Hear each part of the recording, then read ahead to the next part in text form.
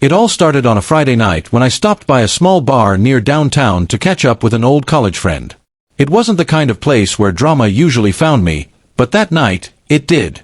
The music was low, the lights dim, and the air carried that mix of beer and cheap cologne that comes with every Friday crowd.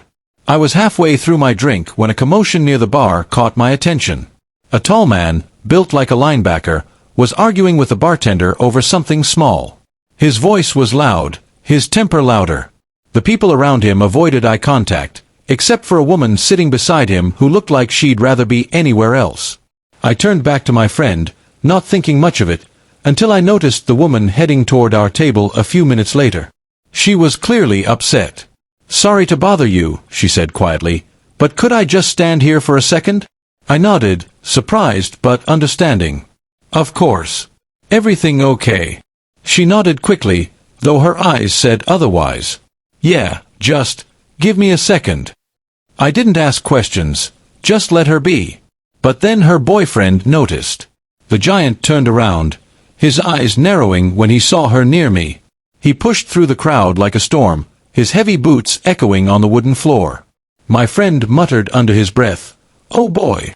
The guy stopped a foot away from me, towering over me by at least 6 inches, muscles tensed like coiled steel.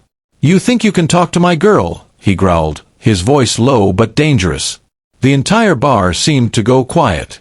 I glanced at the woman, she looked terrified.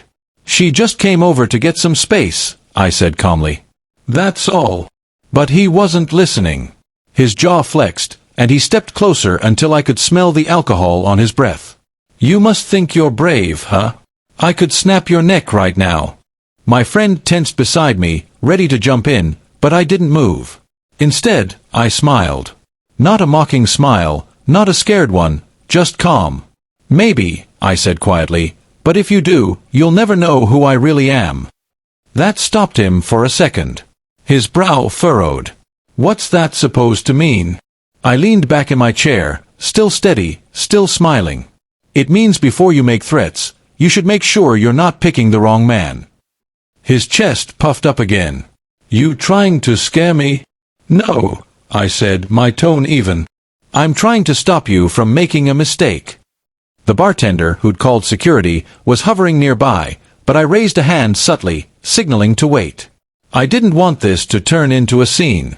"Look," I said, locking eyes with him, "she's scared, you're angry, and you're about to do something that's going to ruin your night, or maybe your life.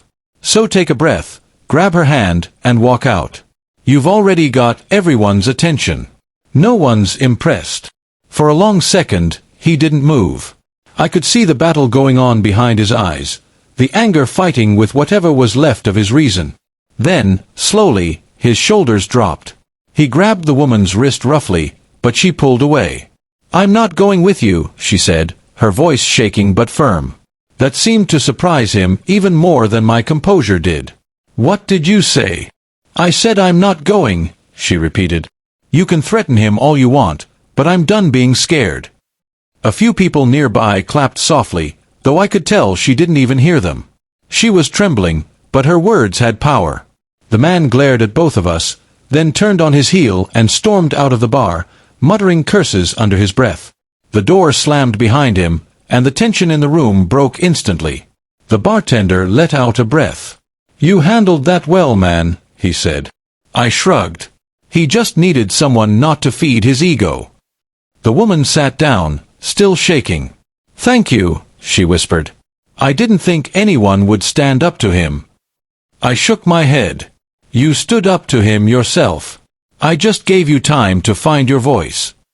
She smiled faintly, and I realized that sometimes strength isn't about how loud you are or how hard you hit. It's about how calm you can stay when someone's trying to shake you.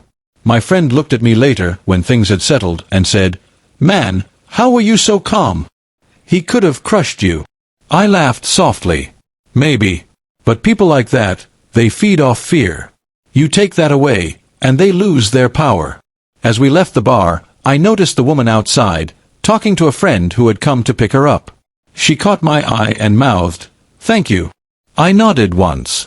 No heroics, no victory lap, just a quiet acknowledgement that the night had gone differently because someone stayed calm when it mattered. On the drive home, I thought about what had happened. Life has a funny way of testing you, not with battles you choose, but with moments that reveal who you are. That night, it wasn't about proving strength to anyone. It was about remembering that real strength doesn't need to be loud, it just needs to be steady. And sometimes, a calm smile says more than any threat ever could.